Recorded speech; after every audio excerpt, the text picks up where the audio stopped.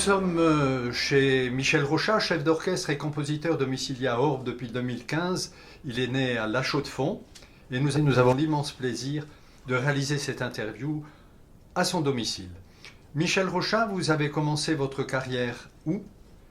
Alors la carrière musicale, comme amateur, je voudrais le dire, parce que c'était un grand plaisir, c'était à Valorbe. Alors que je faisais soit mes études de gymnase, soit mes études de conservatoire. Et je jouais avec un des fameux orchestres amateurs, mais dans le bon sens du terme, dans cette localité. Vous avez aussi été moniteur des écoles du dimanche, ça n'existe plus maintenant? Ça n'existe plus. C'était un plaisir parce que j'avais un pasteur assez âgé qui m'aimait beaucoup et qui voulait que je le seconde, et ça m'a fait plaisir. Ceci venait du fait que j'avais fait pas mal de camps religieux. Pas que j'étais poussé dedans, mais j'adorais les camps de Vaumarcus, par exemple. Après des études au Conservatoire de Lausanne, de Genève, à Paris, ainsi qu'à l'Académie de musique de Bâle, vous avez débuté votre carrière professionnelle en dirigeant des sociétés harmonie et chorale à Orbe.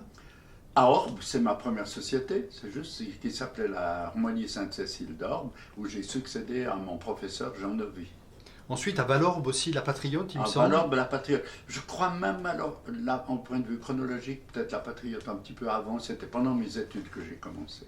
Et puis, dès 1963, vous avez enseigné au Conservatoire de Lausanne et Montreux, tout en jouant de la clarinette. Tout en jouant de la clarinette ici en Suisse romande, oui. Et puis, vous allez nous donner les dates, vous avez occupé le poste de directeur du Conservatoire de Lausanne, c'était en quelle année? De 1972 à 1982. 10 ans donc. 10 ans au Conservatoire de Lausanne. Et en 75, vous avez obtenu une médaille d'or. Le prix Villa-Lobos et le premier prix au concours de Rio de Janeiro. C'était en qualité de chef d'orchestre, c'est ça? Un concours de chef d'orchestre, organisé par la veuve de Villa-Lobos. Très bien. Jusqu'en 1980, vous avez été plusieurs fois chef invité en Belgique, en Bulgarie, en Grèce, en Italie, en Russie, en Roumanie, en Turquie, au Venezuela et en Suisse, bien sûr. Et vous avez été le chef principal de l'orchestre de chambre bulgare. Et puis vous avez aussi été chef titulaire de l'orchestre de chambre de Sion. De Sion, c'est un orchestre qui a été créé pratiquement pour moi. Et en réalité, c'était l'orchestre des jeunesses musicales. D'accord. Et en 1982, vous êtes devenu directeur général de l'Orchestre national symphonique d'Izmir en Turquie. Tout à fait. Là, vous avez quelques anecdotes au sujet de... C'était le début de la télévision, des retransmissions. Tout à fait. Donc, au moment où on faisait un direct en télévision, on n'arrivait pas à couper. Ils ne savaient pas couper les choses. Mais enfin, j'ai eu du plaisir parce que c'était un orchestre avec lequel j'ai fait vraiment toutes mes armes. Comme il n'y avait pas des grosses finances, j'ai dû assumer tous les concerts 2 fois par semaine pendant 3 ans. Une belle aventure donc. Tout à fait. Dès 1985, suite à un échange, vous avez migré, on peut dire ça comme ça, à Taïwan, où vous avez dirigé les orchestres de Taichung, Taipei, Kaohsiung, je ne sais pas si je prononce bien. Tout à fait. Et vous avez fondé l'orchestre Bach de Taipei. Tout à fait, oui. Il était sponsorisé par une marque de cosmétiques. Et puis ensuite, vous avez pris la tête de l'opéra taïwanais de Hi Lang et de la troupe de danse Lang Yang à Lo Tung. C'est difficile. Et vous êtes devenu chef d'orchestre de l'ensemble d'instruments chinois Danti Di Lian. Dantai, oui. Et cette aventure a duré combien de temps? Pratiquement, donc je dois avoir commencé, c'est-à-dire j'ai commencé en 1985 jusqu'en 2000 au point de vue fixe. En 2000 nous sommes rentrés, mais j'ai continué mon activité en allant 2 à 3 fois par année jusqu'en 2006. Vous avez également enseigné à l'Institut national des beaux-arts et à l'Académie nationale des beaux-arts de Taipei. Oui, j'avais la chaire de clarinette, celle de musique de chambre, et quand on a passé aux études supérieures, c'est-à-dire qu'il y a eu les masters qui ont été instaurés à Taïwan, j'ai enseigné la recherche musicale. Et puis ensuite, vous êtes retourné en Suisse et puis vous avez continué votre carrière de compositeur. Des œuvres ont été jouées en première audition, notamment en Russie en 2013 et en 2014. Parlez-moi de cette pièce qui a été commandée spécialement pour un anniversaire. C'était la commémoration du 200e anniversaire des relations diplomatiques entre la Suisse et la Russie. Et la Russie nous a invités avec un clarinettiste de Berne qui a donné en première audition l'œuvre qui s'est appelée Breath of Life, c'est-à-dire Parfum de vie en français. Parmi vos compositions principales, vous avez Seven Worlds, les 7 caractères. Parlez-nous un peu des opéras et autres pièces que vous avez créées à Taïwan notamment. Donc en qualité de chef de l'orchestre de l'opéra chinois, donc ce qui veut dire avec les instruments chinois, avec les voix chinoises, il s'agissait pour moi de faire en tout cas 1 à 2 productions par année.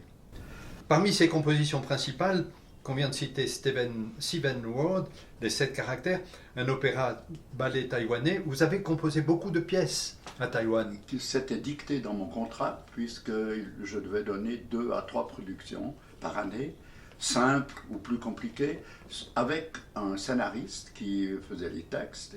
C'était plutôt des ballets que des opéras, mais ça s'appelle opéra-ballet là-bas. Les 2 premiers sur des légendes de Taïwan, qui m'a beaucoup plu, donc qui m'a fait étudier pas mal. Et ensuite, j'ai pu produire la dernière œuvre importante, ça s'est appelé Parfum de vie.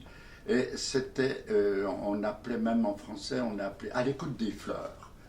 Et c'est 9 tableaux de la vie humaine, mais qu'on a transcrits avec les sons chinois grâce à une manufacture qui nous a construit sur commande 12 gongs chinois.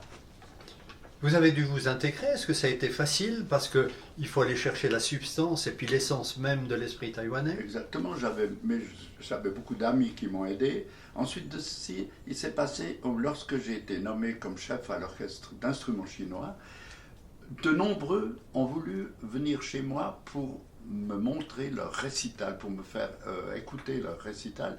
Si bien que, en même temps que cela, j'apprenais le sens de leurs instruments, j'apprenais le sens de la musique chinoise. Également, j'ai beaucoup lu, je me suis beaucoup inspiré des préceptes de Confucius, qui était une grande valeur là-bas. Et dès ce moment-là, j'ai pu produire moi-même, en sentant l'esprit dans lequel je m'étais vraiment plongé en visitant Taïwan, du nord au sud, du sud au nord. Donc, vous avez reçu de nombreuses récompenses, dont la médaille de la ville de Saint-Laurent-du-Var en France, et puis, consécration suprême, si j'ose dire, en Asie, donc toujours à Taïwan, vous avez été fait citoyen d'honneur. Citoyen d'honneur de la ville de Yilan en 2017. Nous sommes retournés pour ceci. Une ville dans laquelle, justement, c'est le berceau de l'opéra chinois là-bas. Donc jusque-là, c'était plutôt par tradition orale, et on m'avait demandé de transcrire oralement, ce que j'entendais oralement, de le transcrire sur les partitions. C'est une reconnaissance extraordinaire. Extraordinaire, parce que Taïwan, là, m'a offert quelque chose. J'étais d'ailleurs très fier, parce que je suis le premier étranger à avoir reçu. Il vous appelait comment là-bas? Il me semble qu'il y a une subtilité. Mr. Ro. Ceci parce que mon nom s'y prêtait très bien. Les noms chinois se déclament en 3 syllabes. Donc, chez moi, ils ont ajouté le T comme sonore, ce qui faisait Ro, Cha, Ta. En octobre 2019, l'orchestre chinois de la ville de Taipei vous a invité à diriger un concert de musique chinoise contemporaine, un genre de concert d'adieu finalement. Un concert d'adieu qui a été plutôt forcé grâce à la Covid, puisque après tout s'est arrêté, mais c'était un magnifique concert qu'ils m'ont offert grâce à un compositeur qui avait écrit une musique spécialement qu'il m'a dédiée, et avec l'invitation de 2 solistes qui venaient de Hong Kong. Très bien. Vous avez aussi créé un fonds Michel Rochat. Parlez-moi de ce fonds. En réalité, ce n'est pas moi qui l'ai créé, c'est sur la demande de la bibliothèque cantonale et universitaire de Lausanne. Le fonds a été créé sous le nom Fonds Michel Rochat, qui doit réunir toutes mes partitions, toute ma correspondance, tous les documents qui sont relatifs à ma vie de musicien, peut-être ma vie privée aussi, quelque peu. C'est ce que je suis en train de réunir maintenant.